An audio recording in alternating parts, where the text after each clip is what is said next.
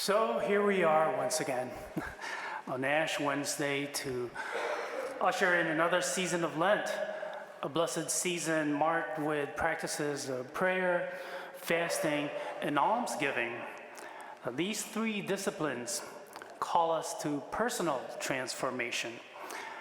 And really they invite us to conversion in relationship, in relation to God through prayer, in relation to oneself through fasting, and in relation to others through almsgiving. Lent might mean different things to different people. To some, it's a season to feel bad or remorseful about some of the things that we've done. To others, it's about denying ourselves of things, making little sacrifices and bringing small hardships upon us, being less worldly. Still for some, it's all about the fish fries and maybe an extra daily mass or two.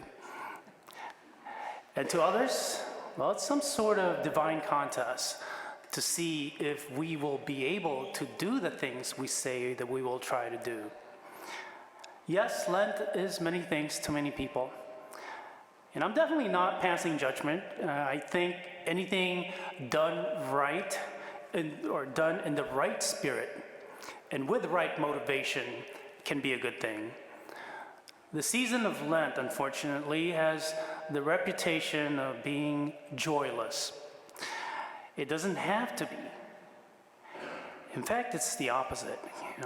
I think some of that joyless feeling is caused by us not really understanding what we're trying to do during this holy season. You see, so often during Lent, we focus on the things that we are trying to do, and we forget or don't think about what God might be trying to do.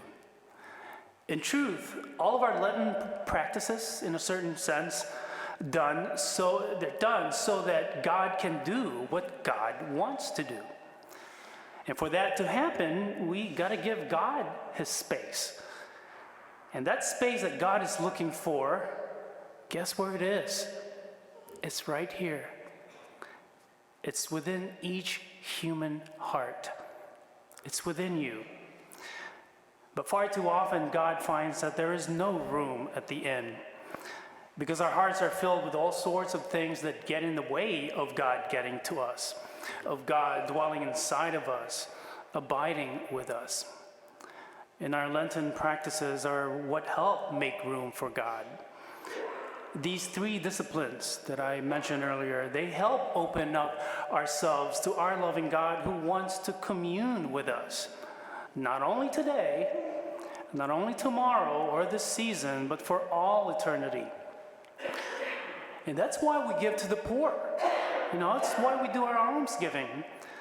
Not only because it's a nice gesture or a noble endeavor, since we get to help others in their time of need, and it's not only that giving gives us a sense of purpose, but also it helps us to realize that the things we have aren't really ours in the first place. They all belong to God. And we make time for prayer, conversing with God, in order to remind ourselves that we aren't simply in service to God, but are also in relationship with him. It's a relationship of love that inspires us to do the right thing because we want to, not because we have to. And thirdly, we give up things. We deny ourselves of all sorts of things so that we never forget how dependent we are on God. And that we'll never forget that the things of this world can never take his place. And all three of these Lenten practices really are not separate. They're interconnected. By opening our eyes and our hearts to the needs of others, fasting enables us to grow in the spirit of the Good Samaritan who comes to help of his suffering brother. By freely embracing an act of self-denial for the sake of another, we make a statement that someone in need is not a stranger, but a neighbor, entitled to our help and sharing. And through our prayers, we refocus our relationship with God and allows us to sensitize our hearts to the needs of those around us, especially the most forgotten. So you see how they're communal, they're interconnected? So my dear friends, as we begin the 40 days of purification, prayer, and sharing, let's strip away anything unnecessary in our lives in order to make room for something better and deeper. So what things are unnecessary? Well, it's anything that pulls us away from Jesus rather than push us toward him. It could be your bad or wrong attitudes and actions that adversely affect your relationship with others. Perhaps it's that bitterness or hatred and resentment that you still carry in your heart.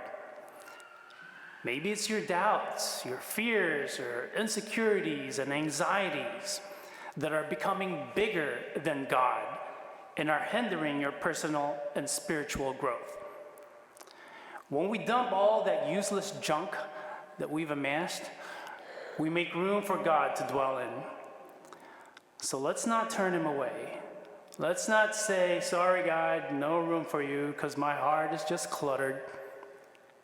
Rather, let's use our Lenten practices, our fasting, prayer, and almsgiving to open the door wide and invite him in. It'll probably be the smartest, most refreshing, and most rejuvenating thing we ever do. Shortly, we will be marked with ashes on our foreheads to remind us that we are dust, and to dust we shall return.